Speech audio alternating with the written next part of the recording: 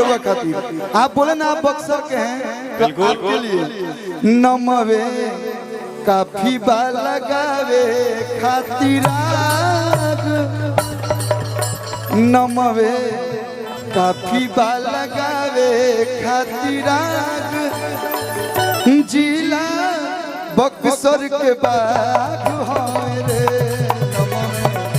काफी बाल लगावे खातिराग, आरा जिला के बाग। बहुत बहुत धन्यवाद, थैंक यू। मैंने अपना सेवा दे दिया दिल से। अरे मेरा भाई कौन भैया?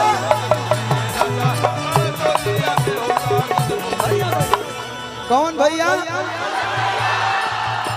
तनमवे काफी बाल लगावे खातिराग, सगरो जिलावा के बाग।